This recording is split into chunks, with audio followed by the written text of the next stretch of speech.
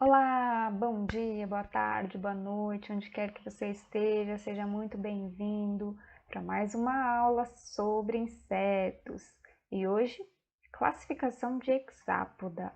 Vamos falar um pouquinho com base em livros didáticos, com base em arquivos, artigos, o que tem se feito de classificação de hexápoda e o que a gente sabe até então.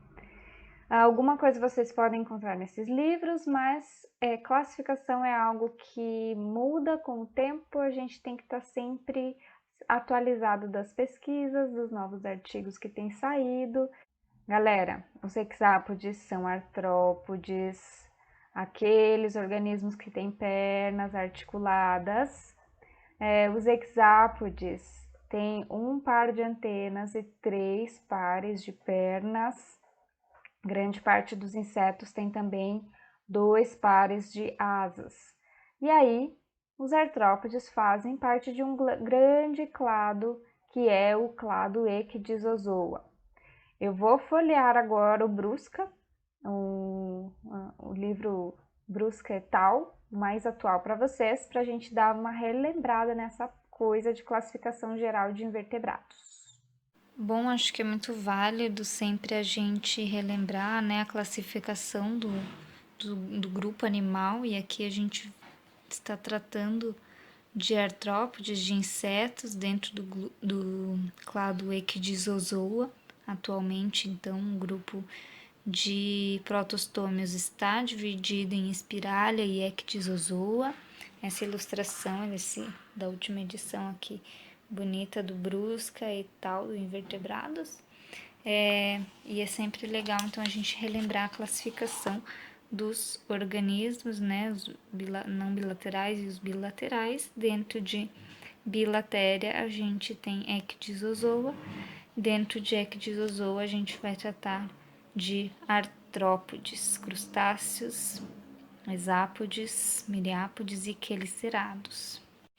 E isso é legal aqui do Brusca e tal, né? Essa parte tá aqui na página 709, do surgimento dos artrópodes, um pouco que ele fala que eu gosto de destacar que em 1997, uma análise inovadora da filogenia animal com base nos dados do sequenciamento de RNA 18S levou Agnaldo et al. A propor uma nova hipótese para explicar as relações entre os artrópodes, de que eles fazem parte de um clado de animais que, segundo sabemos atualmente, também inclui os nematódios, os nematomorfos, os quinorríncos, os priapúlidos e os loricíferos, bem como tardígrados e onicóferos, mas não os anelídeos. Esse clado recém-descrito foi denominado Ecdysozoa. Hoje em dia, os dados de estudos de filogenética molecular apoiam essa visão sobre as relações entre os animais, e é agora amplamente aceito que os protostômios incluem 2 clados principais, Ecdysozoa e Spiralia. E eu vou mostrar aqui para vocês um pouquinho desse estudo aí, dessa visão atual sobre invertebrados. Mas antes, só para a gente destacar também uma outra parte legal aqui, é que ele fala com cerca de 1,2 milhão de espécies descritas, os artrópodes supostamente constituem o filo animal mais bem sucedido do planeta. E aqui ainda eu gosto de destacar que há séculos a história evolutiva dos artrópodes tem sido o passatempo preferido dos zoólogos. Todas as árvores filogenéticas inimagináveis foram propostas para explicar as relações entre crustáceos, hexápodes, quelicerados e miriápodes. Contudo, a partir de meados da década de 1980, houve uma explosão de informações inéditas acerca desse filo, grande parte concernente à filogenia, paleontologia, expressão gênica e biologia do desenvolvimento. Se examinarmos a evolução dos artrópodes à luz dessas descobertas recentes, uma filogenia inédita do filartrópoda começa a entrar em foco. Ainda não dispomos de informações suficientes para preencher todos os detalhes dessa árvore, mas algumas relações inequívocas ficam evidentes. Tá aí, então, Aguinaldo et essa publicação da Nature, que fala, então, da evidência de um clado que faz muda, né, a evidência de ecdysozoa. Esse não é o único trabalho, existem vários trabalhos corroborando essa hipótese, existem vários trabalhos discutindo essa hipótese, mas atualmente a gente vai se concentrar nesse clado aqui, ecdysozoa e artrópoda, sendo irmão de Onychophora mais tardígrada, certo? Formando então todo esse agrupamento panartrópoda. A intenção é falar sobre classificação de insetos, mas a gente não tem como fugir disso sem falar de outros grupos dentro dos invertebrados. Aí o Aguinaldo, então, Aguinaldo e amigos, eles são um dos primeiros trabalhos que trazem a hipótese ecdysozoa, e eu destaco aqui, então, que os artrópodes, nematódios e todos os outros filos que fazem muda. Esses resultados sugerem que a equidise, ou seja, a muda, surgiu apenas uma vez e suporta a ideia de um novo clado ecdysozoa. O que contém o clado ecdysozoa? Artrópodes, tardígrados, onicóforos, nematódios, nematomorfos, quinorríncos e priapúlidos. Se você não lembra quem é essa galera, dá uma olhada nos livros lá de invertebrados. Nenhum suporte é encontrado para o clado de animais segmentados, articulata, que unia os anelídeos aos artrópodes. Então, antes dessa hipótese, se acreditava que anelídeos e artrópodes estavam mais relacionados por causa da segmentação e da homologia seriada. Se você não lembra o que é isso, dá uma olhada aqui no cantinho da tela, que eu vou deixar o vídeo que eu já falei sobre isso, sobre morfologia. Galera, então a ecdysozoa atualmente inclui os artrópodes mais nematomorfos, nematódios, quinorríncos e priapúlidos. E tudo isso compõe o grande clado panartrópoda. Os artrópodes, então, só para relembrar, têm os pés de podos, né, mas pernas articuladas, a segmentação e a divisão do corpo, tem um exoesqueleto cuticular, apêndices articulados e o sistema circulatório é aberto, com a presença de um coração dorsal, cordão nervoso é ventral e os músculos são estriados e organizados em bandas isoladas. Subfilos de artrópoda, a gente tem crustácea, miriápoda, hexápoda e quelicerata. E aí vem uma outra grande discussão, que é quem seria o grupo mais próximo de hexápoda. Existem diversas hipóteses na literatura e a discussão é bastante extensa sobre isso. Já acreditou-se que miriápoda e hexápoda eram grupos irmãos e também que crustácea e hexápoda são grupos irmãos.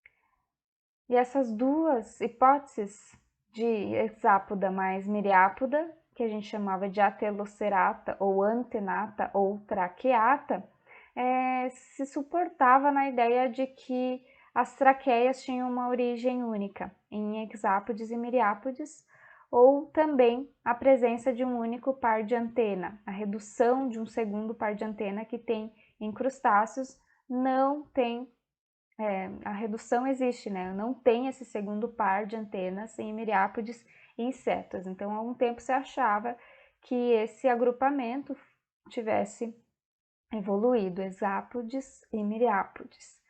Porém, os biólogos moleculares, com base em vários e vários estudos, trazem hoje para nós a hipótese mais aceita, que é pancrustácea, ou seja, os hexápodes estão mais relacionados com os crustáceos. Com isso, a presença de algumas estruturas, elas talvez não tenham, elas devem ter origens múltiplas na evolução, como o tentório, o sistema traqueal e túbulos de Malpighi, que antes se acreditava que suportava a relação de miriápode e hexápode.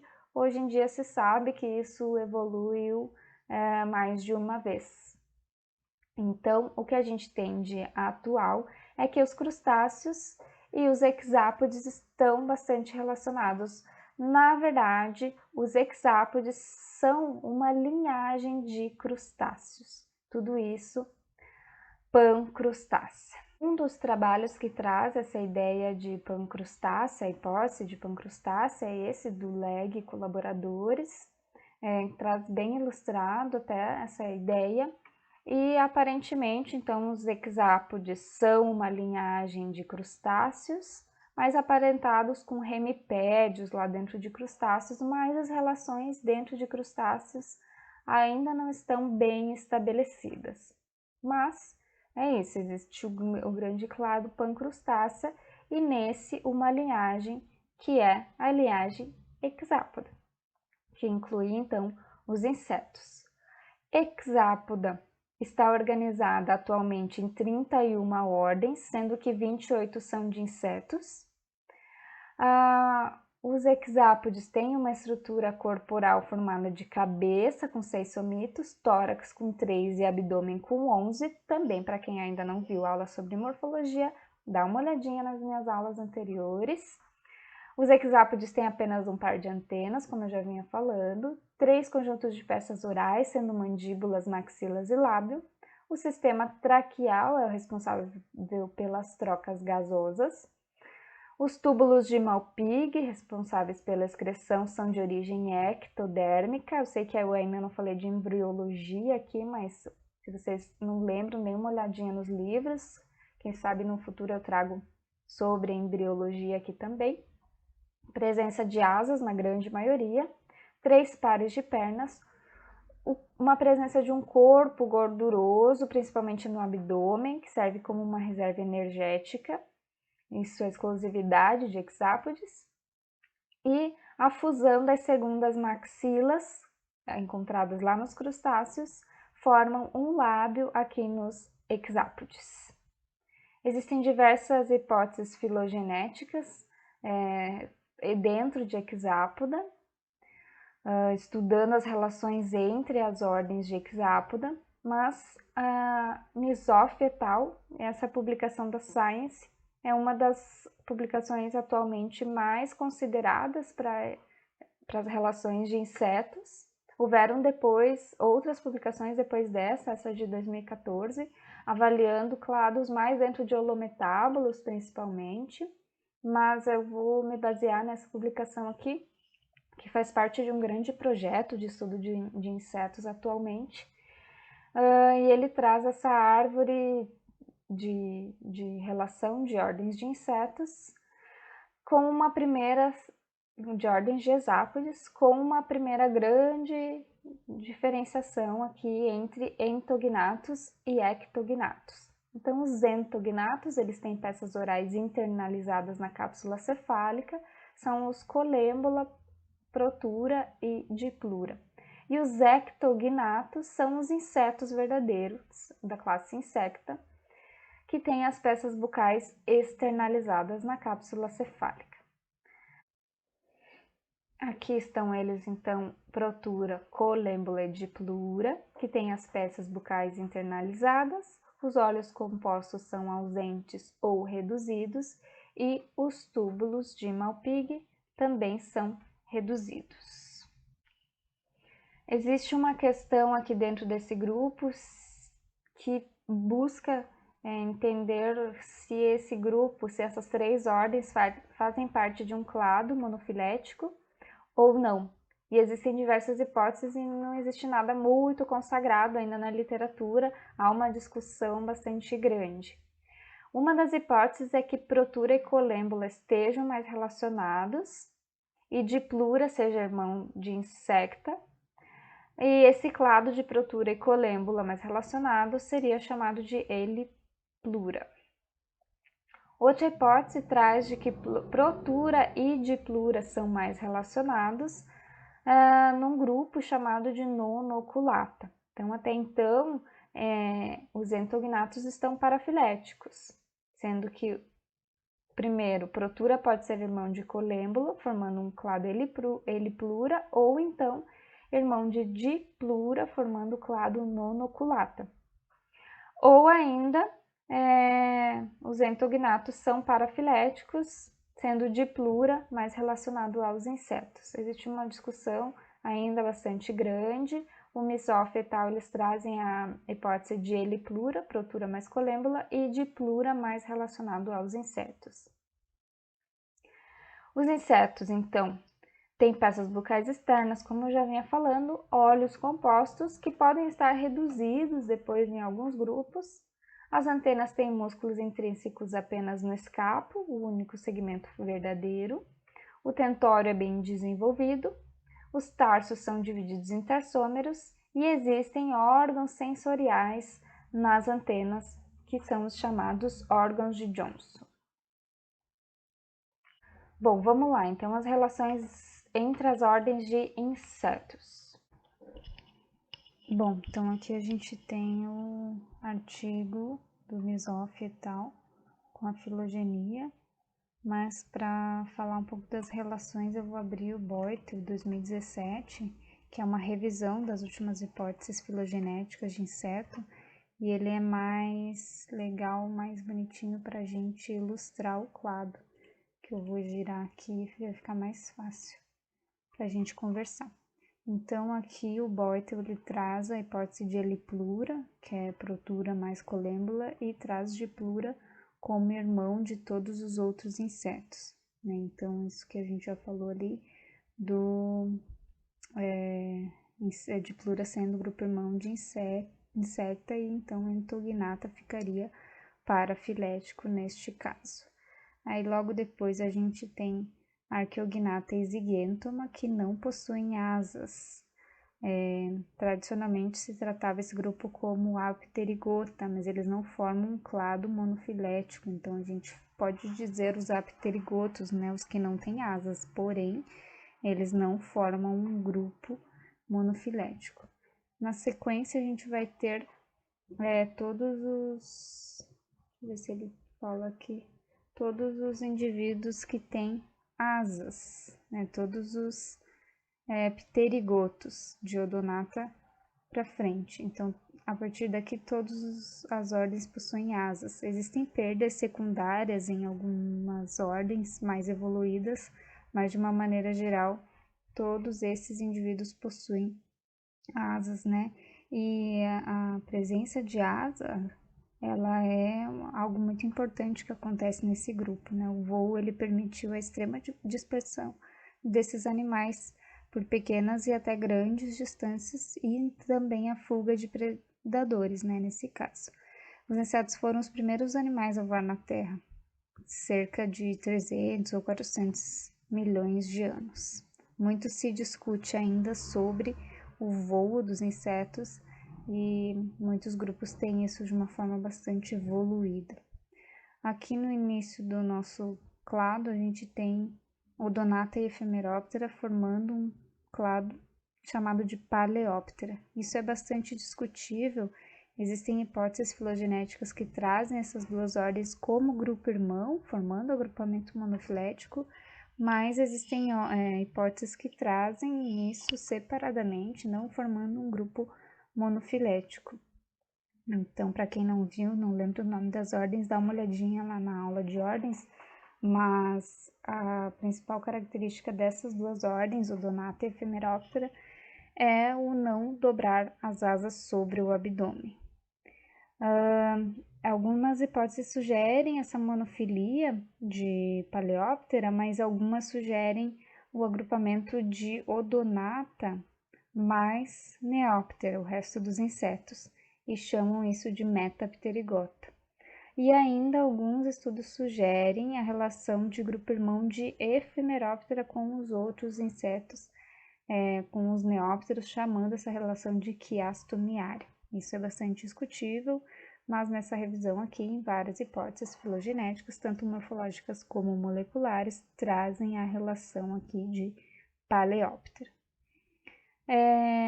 Os outros insetos alados a gente vai chamar de Neoptera, são os insetos que dobram as asas já sobre o corpo e reúnem, então, diversas ordens, né, a grande maioria das ordens de insetos, e eles estão divididos em três principais grupos. Polineoptera, Condylognata e Holometábula. Os polineópteros e os condilognatos incluem os indivíduos hemimetábulos. E aqui holometábulo, então são os holometábulos. Dentro de Polineoptera, algo que a gente pode destacar é a relação de Blatódia e Isóptera. Atualmente, Isóptera não é mais considerado ordem, ele é considerado um grupo dentro de Blatária. Então, acredita-se que as baratas e os cupins formam uma ordem conhecida como Blatária ou então Dictyoptera. A relação aqui de barata e cupim. Isso veio de diversos estudos atualmente e acabou centrando um consenso entre morfologia e molecular, né? Se acredita que endosimbiontes compartilhados pelas baratas de um grupo chamado Cryptocercidae e cupins, junto com outra morfologia comparada, sugerem então que os cupins são uma linhagem de Blatária, então ambos os grupos formam um único clado bem estabelecido, que hoje em dia é conhecido como uma única ordem. Mais alguma coisa que a gente pode destacar aqui é a identificação da ordem mais recente, aqui Mantophasmatódia,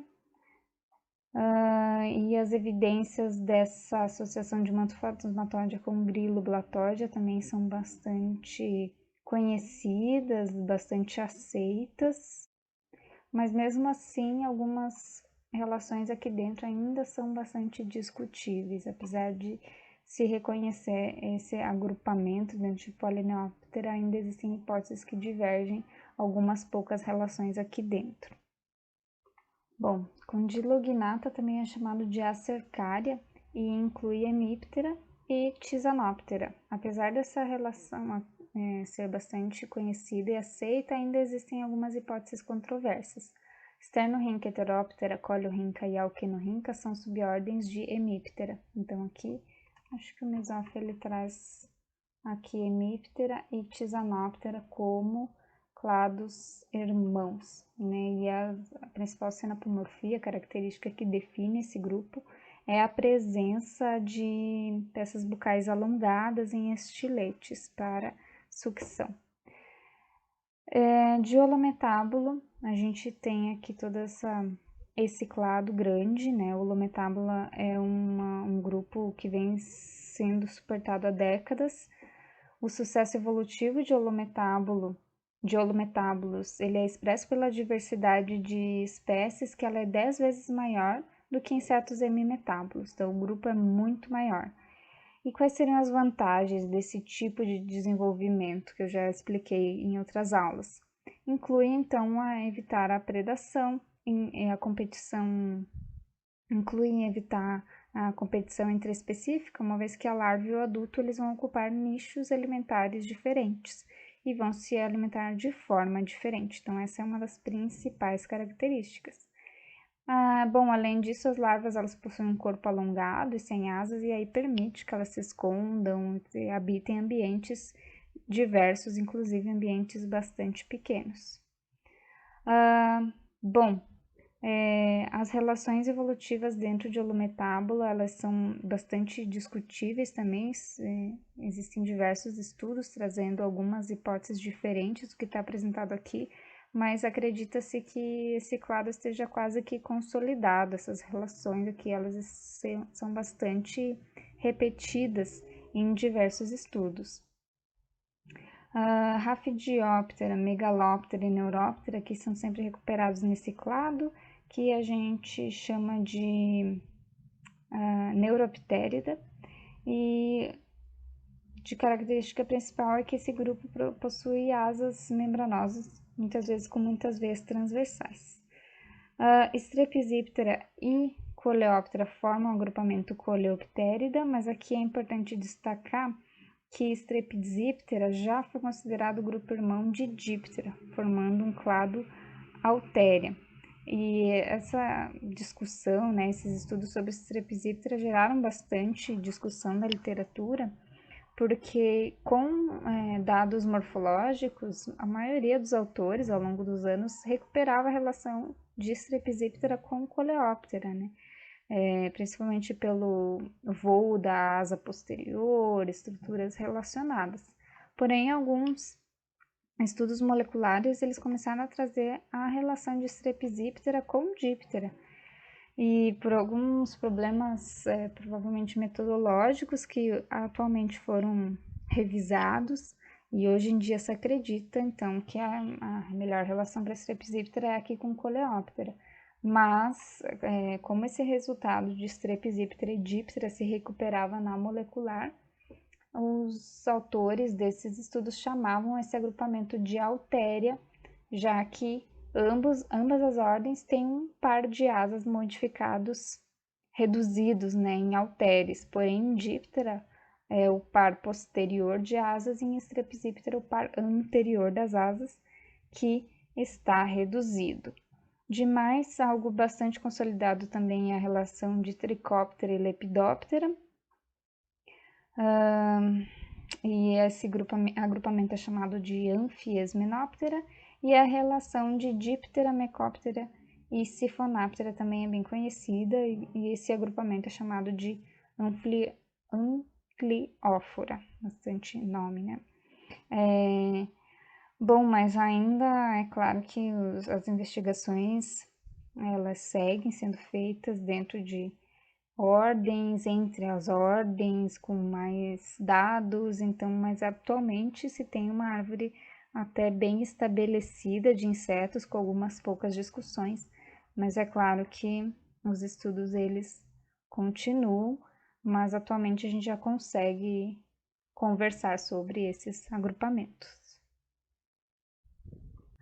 Então é isso, gente. Espero que vocês tenham gostado. Se ficarem com dúvidas, me escrevam, por favor.